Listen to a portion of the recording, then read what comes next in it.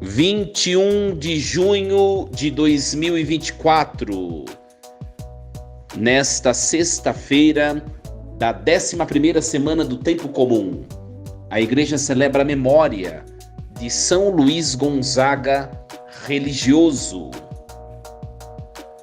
Em nome do Pai, do Filho e do Espírito Santo. Amém.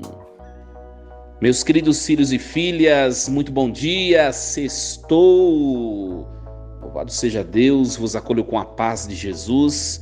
Eu sempre digo que é um privilégio nós termos a oportunidade de ouvirmos a palavra de Deus, mesmo indo ao trabalho, tomando café, ajeitando as coisas para começar o nosso dia de trabalho, de estudos. Eu não sei o que você está a fazer neste momento.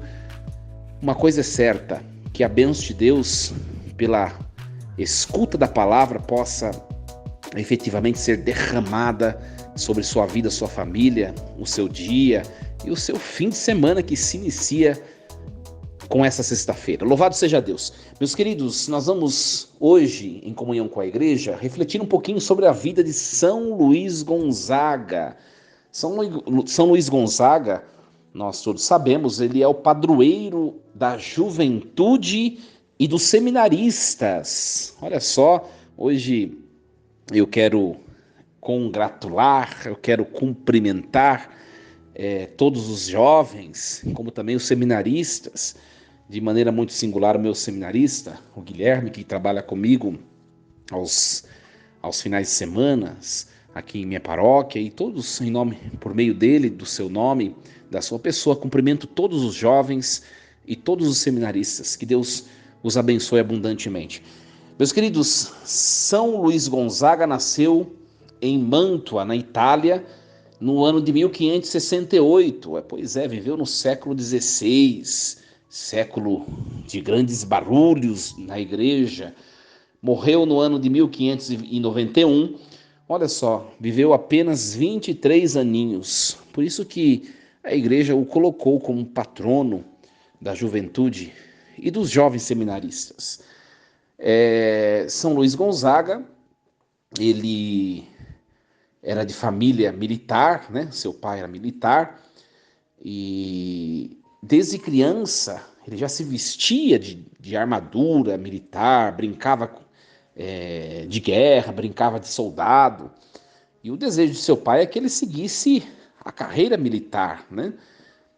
E São Luís Gonzaga, desde os 7 anos de idade, ele foi acompanhado por São Roberto Bellarmino, que era o seu diretor espiritual, né? E São Roberto Bellarmino, percebendo traços da vocação religiosa sacerdotal em Luís Gonzaga, São Roberto foi conduzindo, foi levando a um discernimento vocacional, e isso foi causa de um grande desgosto para o seu pai. Seu pai queria que, como eu acabei de dizer, que ele seguisse a carreira militar, né? Aos 12 anos, Luís Gonzaga acabou por consultar, por ter acesso a uma obra espiritual de São Pedro Canísio, e a leitura, o degustar dessa obra, né, espiritual foi decisivo para que ele tomasse a decisão de seguir o caminho religioso, como religioso, né? Ele, ao longo de toda a sua vida, que foi tão curta, né, 23 aninhos somente, ele se santificou pelo caminho da oração e da penitência, né? Quando ele tinha 16 aninhos, ele revelou ao pai que entraria para a ordem dos jesuítas. Seu pai não gostou, como eu acabei de dizer, né? E aos 17 anos ele foi de vez ingressou na ordem jesuíta, ficou pouco tempo como irmão jesuíta, e aos 23 anos ele contraiu uma peste, né? Naquela época teve uma peste muito grande, uma epidemia muito grande na Itália, e ele morreu servindo os irmãos que estavam doentes, que tinham contraído a peste, né?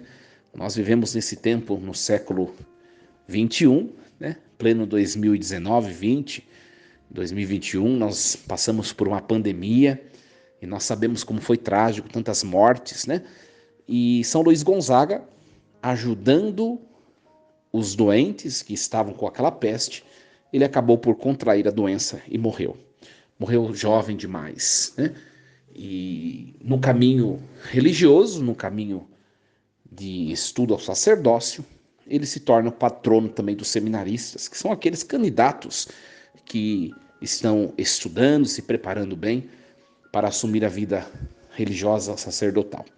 Então, uma homenagem a esse santo e que nós possamos, olhando para a vida de São Luís Gonzaga, perceber em nós o quanto ainda nós precisamos dessa pureza, precisamos desse coração de criança, desse coração puro, doce, desse coração tão inocente que São Luís Gonzaga tinha quando o Senhor o chamou para o reino dos céus. Nós que somos tão maliciosos, nós que somos tão julgadores, nós que somos tão pecadores, né?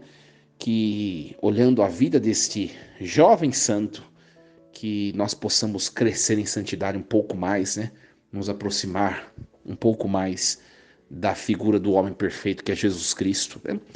Meus queridos, nós vamos meditar nesta manhã dessa sexta-feira a primeira leitura que a igreja nos propõe é o segundo livro dos Reis, capítulo 11, versículos do 1 ao 4, do 9 ao 18 e versículo 20.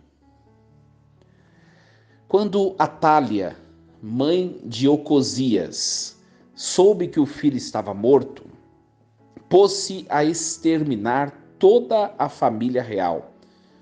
Mas Josaba, filha do rei Jorão e irmã de Ocosias, raptou o filho dele. Joás, do meio dos filhos do rei, que iriam ser massacrados, e colocou-o com sua ama no quarto de dormir. Assim escondeu-o de Atália, e ele não foi morto. E ele ficou 6 anos com ela, escondido no templo do Senhor, enquanto Atália reinava no país. No 7º ano, Joiada mandou chamar os centuriões dos quereteus e da escolta e introduziu-os consigo no templo do Senhor. Fez com eles um contrato, mandou que prestassem juramento no templo do Senhor e mostrou-lhes o filho do rei. Os centuriões fizeram tudo o que o sacerdote Joiada lhes tinha ordenado. Cada um reuniu seus homens, tanto os que entravam de serviço no sábado, como os que saíam. Vieram para junto do sacerdote Joiada, e este entregou aos centuriões as lanças e os escudos de Davi que estavam no templo do Senhor. Em seguida, os homens da escolta, de armas na mão, tomaram posição a partir do lado direito do templo, até o esquerdo, entre o altar e o templo em torno do rei. Então Joiada apresentou o filho do rei, cingiu-o com o diadema e entregou-lhe o documento da aliança. E proclamaram-no rei, deram-lhe a unção e, batendo palmas, aclamaram: Viva o rei! Ouvindo os gritos do povo, Atália veio em direção da multidão no templo do Senhor. Quando viu o rei de pé sobre o estrado, segundo o costume, os chefes e os trombeteiros do rei junto dele e todo o povo do país, exultando de alegria e tocando as trombetas, Atália rasgou suas vestes e bradou: Traição! Traição! Então o sacerdote Joiada ordenou aos centuriões que comandavam a tropa: Levai-a para fora do recinto do templo, e se alguém a seguir, seja morto à espada. pois o sacerdote havia dito: não seja morta dentro do templo do Senhor. Agarraram-na e levaram-na aos empurrões pelo caminho da porta dos cavalos até ao palácio, e ali foi morta. Em seguida, Joiada fez uma aliança entre o Senhor, o rei e o povo, pela qual este se comprometia a ser o povo do Senhor. Fez também uma aliança entre o rei e o povo.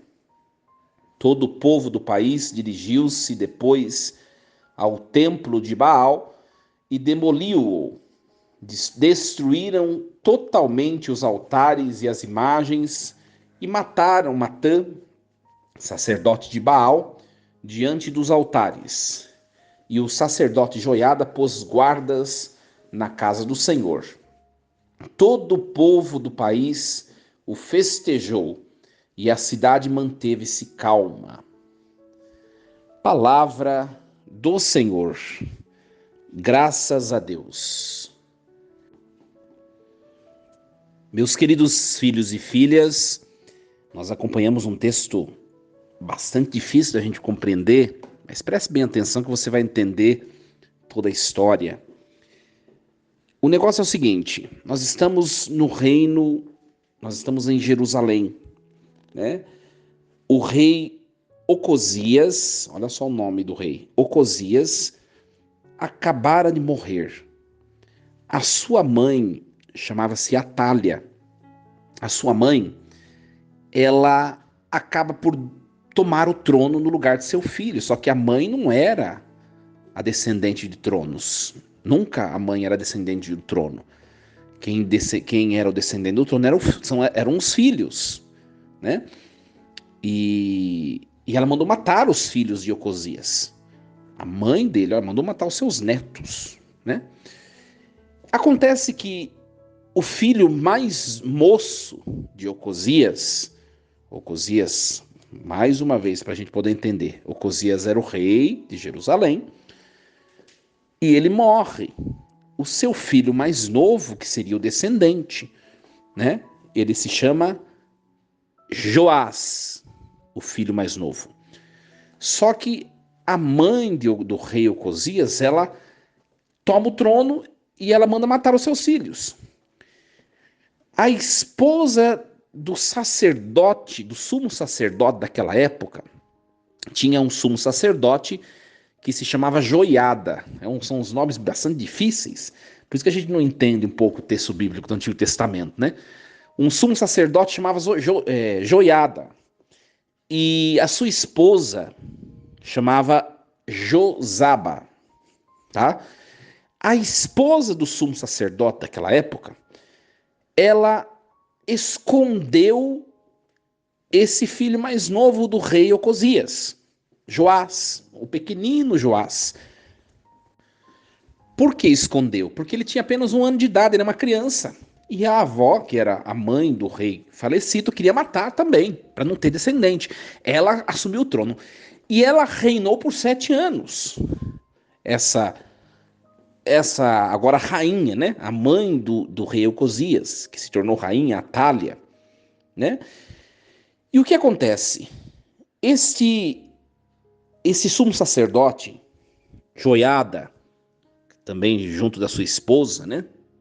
Josaba, ele arrumou uma mãe de criação para cuidar do pequeno príncipe, vamos dizer assim, né? Joás. E ele cresceu dentro do templo, né? Passaram 7 anos o reinado dessa mulher, da tal Atália, e esses 7 anos, esse pequenino príncipe legítimo ficou no templo, cresceu no templo. Então, depois de 7 anos, o que acontece? Esse menino foi proclamado rei no lugar de Atália. Tanto pelos sacerdotes quanto pelo povo, porque o povo tomou ciência. O povo sabia quem era o rei legítimo. Então ele ficou escondido, essa criança, depois se revelou. Ele não morreu, não foi morto, está vivo o nosso rei legítimo, né? Qual que era o objetivo da mãe de Ocosias? a Atália, que tomou o trono. O objetivo dela era extirpar, era excluir, era dizimar, era acabar com a dinastia davídica. Entendeu? A dinastia de Davi. Ela queria acabar, porque a mãe sucedendo o trono, ela não vai garantir posteridade, a dinastia vai parar nela. E ela vai acabar com o trono. Então ela vai acabar com a dinastia de Davi. Só que, minha gente, depois a gente vai colocar isso na nossa vida. Ninguém mexe com a promessa de Deus, o que é de Deus, né? É claro que depois, mais pra frente, nós vamos ver que eles vão conseguir parar com a dinastia davídica. E a dinastia davídica vai ser retomada em Jesus Cristo, né? Isso nós já sabemos, o padre já explicou muitas vezes. Mas dessa vez não. Dessa vez não. Então, aos 7 anos, quando ele tinha 7 anos, o pequeno príncipe, Joás, o povo o proclamou rei, né? Os sacerdotes e o povo. E celebraram, todos eles, a sua solene entronização no Palácio Real de Jerusalém. Tá? Volta ao trono o descendente legítimo de Davi, que é portador das promessas, sinal da fidelidade de Deus. E o que acontece com a rainha, com a falsa rainha, vamos dizer assim, Atália, que no fundo era a avó, né, do pequeno Joás? Atália, ela vai ser morta. E o próprio texto que nós ouvimos, né, ela vai ser morta fora do templo, para não manchar o templo com seu sangue usurpador, o seu sangue dominador, né? Porque ela não era a legítima rainha, embora era mãe do rei, do outro rei, mas ela não era, e sim Joás. Então, a figura desse sumo sacerdote Joiada e de sua esposa Josaba é a figura dos guardiões, minha gente, dos guardiões da dinastia davídica. Eles preservaram a pequena criança de 1 ano, Joás, por 7 anos, para que agora crescidinha a criança pudesse assumir o trono. Olha só, com 7 anos de idade a criança assumiu o trono e essa rainha falsa foi morta, fora do templo. Não sei se vocês conseguiram entender, é muito difícil a gente não estudar o texto bíblico do Antigo Testamento, a gente não consegue entender. O que nós podemos colocar para a nossa vida esse texto, minha gente? Eu acho que, refletindo um pouquinho hoje, eu acabei enfatizando bastante a figura desse sumo sacerdote Joiada, que preservou a criança, que cuidou da criança, claro que junto com a sua ama, né? Mas cuidou da criança no templo, para que a dinastia davídica, o sangue de Davi pudesse ser preservado e ele pudesse voltar a assumir o trono. Coloquemos na nossa vida. Meus queridos, existem coisas que as quais Deus nos entrega. Existem situações que eu digo que são presentes de Deus para nós. Deus nos entrega aos nossos cuidados muitas coisas preciosas. Será que a gente age como esse sumo sacerdote agiu, arriscando sua vida, esse sumo sacerdote Joiada? Será que nós também estamos guardando, arriscando nossa vida, guardando com zelo, preservando, cuidando com zelo daquilo que é nosso, daquilo que é precioso e que Deus nos deu? Olha que bonito o texto e olha como nós podemos colocar na nossa história, na nossa vida. Você tem cuidado bem daquilo que Deus te deu e que é precioso para você e para Deus? Ou não? O primeiro dom, minha gente, e mais precioso que Deus nos deu a nós mesmos, é a nossa própria vida. Para a gente refletir. Você tem guardado bem a você mesmo, a você mesma? Tem cuidado da sua saúde? Tem pensado em você? Você tem cuidado da sua vida psíquica? Tem cuidado da sua vida espiritual? Ou a sua vida está numa desordem? Você às vezes se vê tão perdido, tão perdida.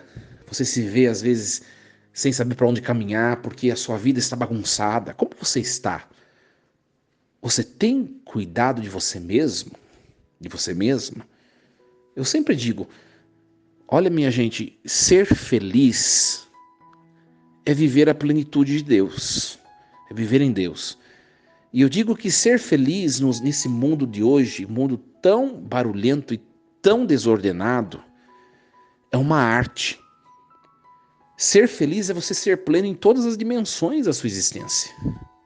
Sua saúde física, tá tudo bem com você? Ou sua saúde não tá bem?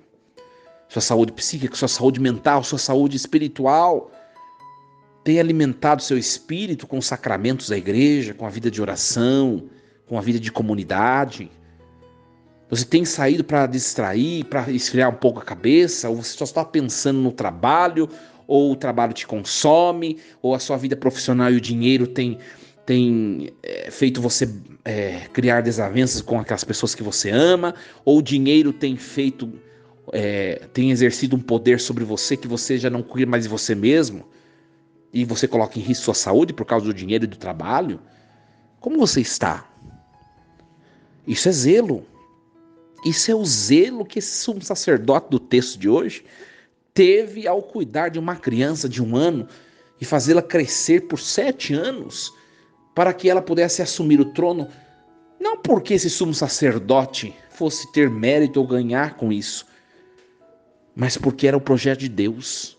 Minha gente, o projeto de Deus é que nós sejamos plenos. Se tem coisas que têm tirado nosso sono, se tem coisas que não nos deixam viver bem a nossa vida conjugal, tem causado dano, tem causado malefício na nossa vida conjugal, na nossa vida familiar, é porque nós estamos colocando outras coisas no lugar de Deus. É porque nós não estamos sabendo viver bem a nossa vida pessoal, é porque nós não estamos sabendo dividir o que é do trabalho, o que é do dinheiro, o que é da minha vida afetiva, o que é da minha vida conjugal, o que é da minha vida familiar. E eu tenho levado problemas para minha casa, eu tenho levado problemas da minha casa para o trabalho, eu tenho vivido uma desordem, uma bagunça, eu não sei mais dividir as coisas. É para nós refletirmos. Depois do cuidado de si, olha, tudo isso que o padre acabou de falar é só a primeira parte, do cuidado de si. Porque se a gente não está cuidando bem da gente, a gente não vai cuidar bem de ninguém. Né? Quando a gente escuta, nós padres, por exemplo, a gente vai em cursos, em formações, em palestras, a primeira coisa que os palestrantes falam é o cuidado de si. O padre, para poder ajudar o outro, ele precisa primeiro se ajudar, ele precisa estar bem. Isso vale para você também que está me escutando. Não adianta você querer congregar a igreja, se você é um pregador, se você é um músico, se você é um ministro extraordinário da palavra, se você é um ministro extraordinário da comunhão, se você é um catequista, não adianta você querer levar a palavra, você querer anunciar, se a sua vida pessoal está destruída, a sua alma está destruída, o seu coração está destruído, suas relações estão destruídas, como você vai querer anunciar alguma coisa? Como? De que jeito? Né? De que jeito você vai querer garantir que os seus filhos estejam bem, os seus outros familiares estejam bem, a sua empresa esteja bem, o seu trabalho, as pessoas, os seus amigos estejam bem, se você não está bem? Coloque sua vida, sua casa, seu coração, seus pensamentos e os seus sentimentos no lugar certo se eles estão fora. Coloque no lugar certo. Depois disso, aí vem a vida, a questão da alteridade do outro, né? A alteridade diz respeito ao outro. Aí vem a questão da alteridade. Agora sim, eu estou cheio de zelo por mim mesmo. Agora eu vou pensar no meu casamento. Né? Eu sou uma pessoa caridosa, eu estou preocupado com o outro. Ou eu só penso no que eu quero, ou só dou importância no que eu penso. Eu não tento entrar na realidade do outro, eu não ouço, não escuto o que o outro diz, eu não consigo me colocar no lugar do outro. Por que as pessoas se estressam? Por que as pessoas se irritam? Por que há conflitos? Por que há discussões? Por que há confusões? Sabe por quê, minha gente? Porque nós não nos colocamos no lugar do outro. Se o outro falou alguma coisa, espera um pouquinho, deixa eu pensar pelo menos. Se ele pediu alguma coisa, se ele falou alguma coisa, se ele está solicitando alguma coisa, se ele está reclamando de alguma coisa, deixa eu tentar entender um pouquinho o outro, me coloco no lugar do outro. Me colocando no lugar do outro, eu vou saber se de fato o outro tem ou não razão no que ele está a exigir. Eu vou saber se o outro tem ou não razão com a postura que ele assumiu. Mas se, enquanto eu não souber entrar na realidade do outro, me colocar no lugar do outro, isso é uma questão de caridade. Enquanto eu não souber fazer isso, eu não vou conseguir compreender o outro nunca. Por isso que o mundo de hoje é um mundo egoísta, minha gente. As pessoas não sabem mais refletir o porquê que os outros são assim, o porquê que pensam daquele jeito, o porquê que agem daquele jeito, o porquê que eles estão pedindo aquilo que eles estão a pedir. Se coloca no lugar do outro. Olha que texto fantástico. Texto fantástico. E aí nós somos convidados, meus queridos, também a refletirmos os outros pontos desse texto e colocarmos na nossa vida. O texto de hoje começa da seguinte maneira, né? Quando Atália, mãe de Ocosias, soube que o filho estava morto, ela pôs-se a exterminar toda a família real. Ou seja, como eu já falei, Atália, mãe do rei falecido, ela quer destruir a dinastia davídica. E ela vai destruindo um por um. Só que o filho do seu filho, ele foi salvo pela sua tia materna, como nós já vimos, né? Josaba, esposa do sacerdote. Ou seja, minha gente, Deus não permite que aquilo que seja dele, consagrado a ele, se destrua. Por que às vezes nós temos tanto medo das coisas não dar certo? Por que às vezes nós temos tanto medo das coisas se destruírem, quando nós temos a certeza de que aquilo é de Deus? Ora, ou nós confiamos no poder de Deus, que vela sobre aquilo que é seu, ou nós somos pagãos. Nós percebemos que os altares dos deuses pagãos que essa rainha mandou erguer, esses altares foram destruídos. Nós ouvimos aqui no texto que hoje foi proclamado, né? O sacerdote mandou, quando ela foi deposta do poder, Atália, ele mandou destruir todos os altares dos deuses Baals, dos deuses falsos. Ou seja, ninguém consegue enfrentar o poder de Deus, minha gente. Sua família é de Deus, é consagrada a Deus? Pois bem, então creia nisso, continue a consagrar. Continue rezando, joelho no chão, penitência, e deixe que Deus conduza, ou você não confia no poder de Deus? Olha, essa mulher, Josaba, esposa do sacerdote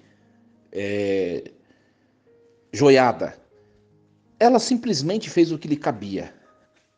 Ela escondeu a criança, e Joiada, com certeza seu esposo, o sacerdote, que a ajudou a cuidar, né, da criança, simplesmente ela fez o que ela devia fazer. Se ia dar certo, se essa rainha maldosa, Atália, iria descobrir, iria matar a criança, iria matar o sacerdote e ela própria, ela não pensou nisso, ela simplesmente fez o que ela devia e o que cabia a ela, e ela sabia que Deus estava no comando das coisas. Simplesmente ela guardou a criança no templo. Minha gente, para encerrar, porque hoje delongou o tema, é um texto muito difícil. E tinha muito mais coisa que a gente podia refletir, né? É que não dá tempo. Mas, minha gente, confiemos no poder de Deus. Deus cuida de tudo aquilo que é dele. Consagre sua família, seu casamento, seus filhos. Consagre aquilo que talvez precisa de restauração, precisa ser revigorado, precisa ser ressuscitado. Consagre a Deus. Se de fato é de Deus, Deus em algum momento vai tomar iniciativa e vai fazer uma obra de transformação. Creia nisso. E assim eu encerro, meus queridos, essa reflexão muito bonita, mas um texto bastante difícil, bastante longo, e hoje nós estendemos muito, né? Desejo a você um bom fim de semana, cheio de Deus, que Deus o abençoe e a abençoe abundantemente, e o braço forte de Deus esteja sobre você, sua família, seu casamento, seus filhos, sobre tudo aquilo que você ama. Força e coragem, em nome do Pai, do Filho e do Espírito Santo. Amém. E lembremos-nos sempre, Deus está no comando de tudo.